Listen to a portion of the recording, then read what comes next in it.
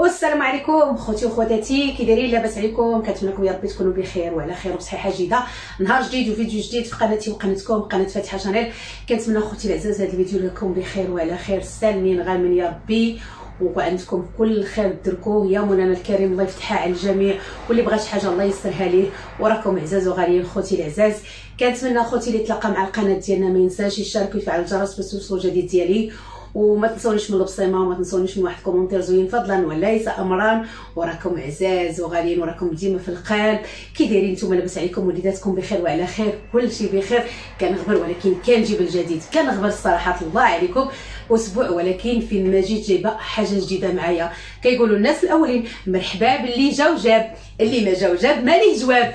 ايوا العزاز انا ديما كنجي وكنجيب معايا الحاجه جديده. نتمنى خوتي ان شاء الله بحول الله هذا الفيديو يلقاكم في احسن الاحوال يا ربي.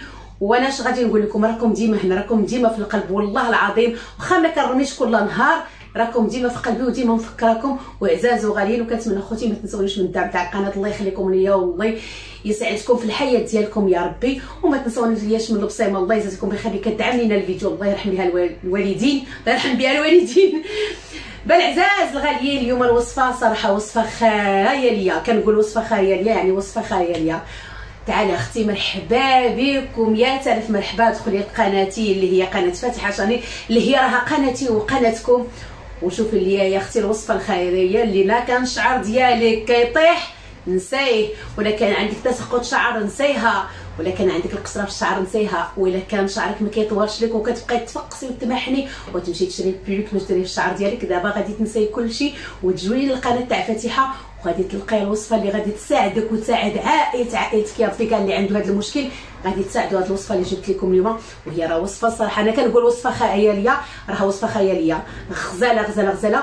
انا صراحه الله البنات نتوما كتشوفوا شعري قداش، وكنقطعوا مرتين في العام، وغادي نخلي الاخت ديالي ان شاء الله بحول الله الا مشيت عندها تقولها لكم ونحط لكم المنتدى وتشوفوا. والله العظيم البنات هذه الوصفه اللي كنتبع الشعر ديالي ديما متبعها، كنقطعوا مرتين في العام والحمد لله. كتشوفوا شوفوا الرزمه اللي ورايا قداش. ما كنعرفش شعري مع الاسف، وما غادي نوريكم الطول ديالو فين واصل، ولكن ما عنديش كيف ندير لكم الغزالات ديالي. ان شاء الله بحول الله نشارك معكم في الفيديو الجاي البنت ديالي بلي تجي، راها كاينه عند الاخت ديالي تجي ونشاركها معكم وتشوفوا الشعر ديالها. هي اللي كندير لها هذه الوصفه ديما، هي وصفه غزاله ورائعه، ولا درتيها ما غاديش تخلي عليها.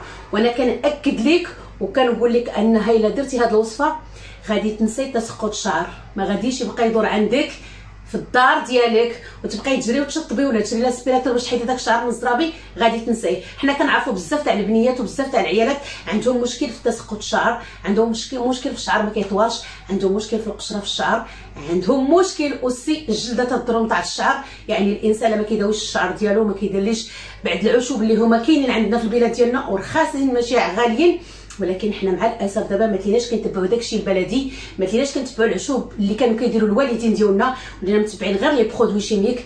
كنشري واحد الحاجه واحد الماسك ولا كنعرفوا تنقولوا هذاك ساهل مهل غادي تجي وتطلع على شعرك، ولكن كوني متاكده جديد ليه جده والبالي ما تفرطش فيه، البالي هو اللي كيبقى. علاش؟ حيت وصفه الوالدين عمرنا ما كنقدروا نتخلاو عليها كيف ما كان الحال. واليوم انا جبت لكم الوصفه نتاع الوالدين ديالنا اللي كانوا كيديروا لنا من زمان، جيت نشاركها معكم الغزالات ديالي بدون ما نطول عليكم، حيت بقيت كنهضر ثاني وتيبان لي الفيديو غادي كيجري وانتم غادي يجيكم الفيديو طويل وما غاديش تشوفوه كامل. نعطيكم الوصفه باش تكملوا لي الفيديو وتستافدوا. وكنتمنى خوتي وخواتاتي هذه الوصفه بارطاجوها مع الناس باش تعم على الجميع، وكل واحد شاف هذه الوصفه يقدر يدير هذا الشعر ديالو ويستافد منها كما انا استفدت. جبت لكم حتى نتوما استافدوا. المهم انا غادي نقرب لكم الوصفه. يا اختي الوصفه عندنا فيها الزيت اللي كتكوني قاليه البنات. هذا الزيت كتكوني غير مطيبه تسخن باش ديري، حيت الزيت الزيتوني الا كان مالح خصكم تحرقوه باش هذيك الملحه ما تطفى منه ما تبقاش. ولكن انا كندير غير الزيت العاديه، الزيت الطبيعيه، ما كندير لا زيت الزيتون ولا زيت اركان، كندير الزيت تاع تنوار الشمشه البنات. هي هذه شفتوها الزيت اللي كنقليو بها الفريت وكلشي. علاش هذيك ما كتكونش مالحه، كتكون عاديه طبيعيه. وكديري الغزالات ديالي الفلفله اللي هي الفلفله السودانيه، غادي نحط باش نهضر لكم على السودانيه.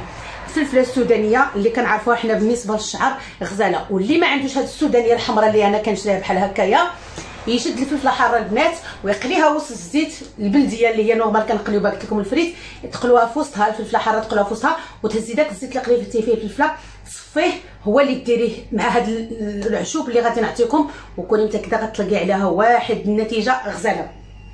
المهم الغزال ديالي هذه غادي ديروا منها معلقه قد هاد القد، هذه السودانيه مطحونه الحمراء، نقربها لكم، غدير منها غير معلقه صغيره. حنا كنعرفوا السودانيه زينه كطول الشعر، وكاع زعما الا درتوها فيها واحد الاستفاده زينه، لا بالنسبه للجلده ولا بالنسبه للشعر ولا بالنسبه للقشره ما كتخليهاش.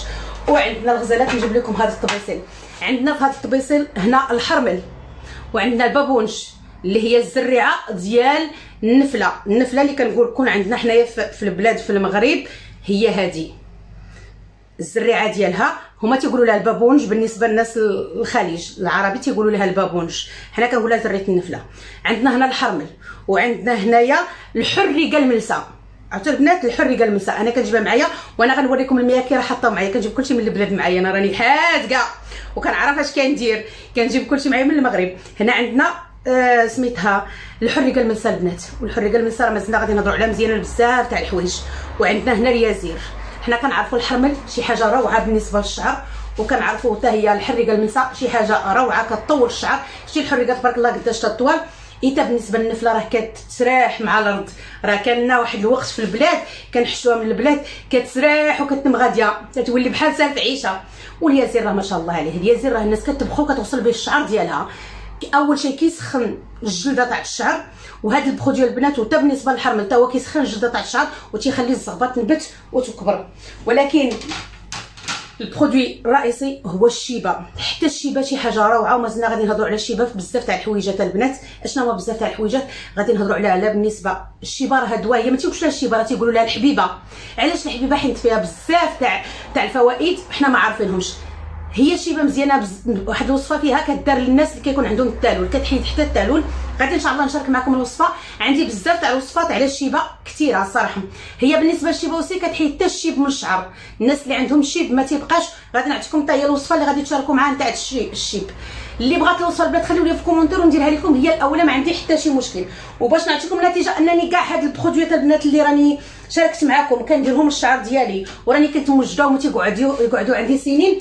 ها هي القرعه الغزاله ديالي، وها هي الشيبه، وها هو البرودوي كاين فيها.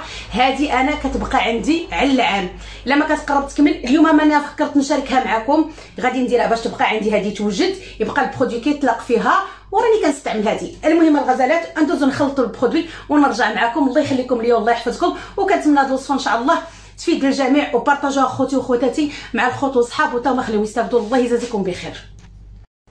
وهنا الغزالات كي كتشوفوا غادي درنا الشيبه في القرعه. دابا غادي نزيدوا عليها واحد المعلقه ديال السودانيه هكا، نحيدوا هاد السوداني هنا.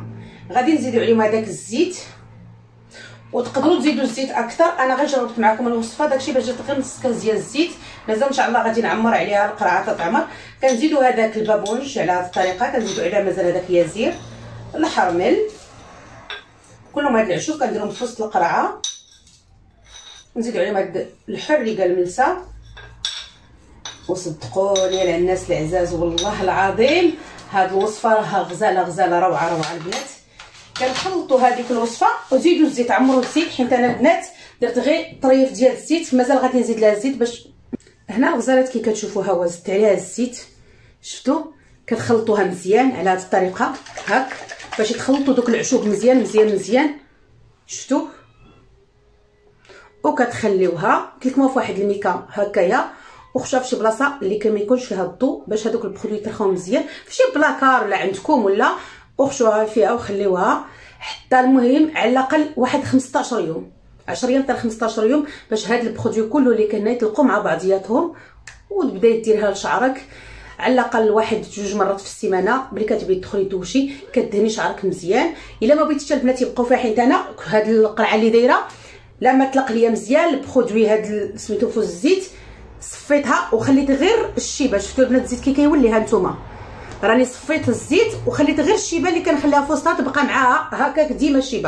الشيبه كنخليها في وسطها ميم تشد عام اكثر تتبقى عندي الشيبه في الوسط. ولكن هذا الشيء الاخر بحال هذا البابونج ويازير وحرمل وداكشي لما كيطلق مزيان وكنحس به يطلق، حيت انا كنخليها مده طويله. نتوما الناس اللي ما عندكمش اللي يلاه غادي ديروها تقدروا تخلوها 10 ايام حتى 15 يوم وتبداو تستعملوها. شوف البنات جرحت صبعي انا قبيله كنت كندير وما شفتش واحد الدجاجه في لافابو ووركت عليها هكا، فرقت ما بين اللحم والضفر بالدجاجه الله يستر. المهم تصفوا هاد البرودوي تحيدهم ديروا فواحد الصفايه تصفيو كاع هادشي اللي غادي يكون هنايا هادشي ديال البابونج اليازير الحرمل الحريقه وداكشي تصفهم تيبقى غير الزيت بقى الزيت جيبي واحد العويد تاع الشيبه جديد ولا هاد العويد اللي كنتي دايره وخليه في وسطها حيت الشيبه كتعطي المفعول ديالها قد ما قعدت ما كتخنز ما والو تبقى ومن بعدها تبقاي ديريها مره ولا مرتين بالاسبوع بلي كتبغي تدخلي تدوشي في الدوش ولا غادي للحمام تقدري ديريها وانا متاكده الغزالات ديالي متاكده غتلقاو عليها نتيجه غزاله كطول الشعر كتحيد القشره من الشعر الا كان كيطيح لكم عندكم مشكل في الشعر كيطيح ما كيبقاش يطيح صراحه الله. وهاد العشب كلها حنا عارفينها سخونه كتسخن الجلده ديال الشعر باش ينبت الشعر مزيان والناس اللي ما عندهم الشعر غتلقاو عليها نتيجه غزاله. ونتمنى الغزالات ديالي ما تنسونيش الله يعطيكم الستر من دعم الفيديو من دعم القناه وتشوفوا الفيديو من الاول حتى الاخر غتشوفوا فيه حوايج زوينين راه ما كاينش غير هاد الوصفه كاينين حوايجات اخرين غزالين غادي نشاركهم معكم. جبت لكم شي حاجه روعه في هذا الفيديو. الغزالات ديالي كنحبكم وكنبغيكم وتهلاو ليا فراسكم وراكم عزاز وغاليين ونتلاقاكم ان شاء الله في الفيديو المقبل والله يخليكم ليا والله يحفظكم. ما تنسونيش من لي كومونتير زويون بحالكم وما تنسونيش تشاركوا في القناه وتفعلوا الجرس باش يوصلكم الجديد ديال فاتحه شانيل ديما. وما تنسونيش خوتي العزاز من دعم القناه الله يحفظكم ويرعاكم ويخليكم ليا راكم كتشوفوا المشاهده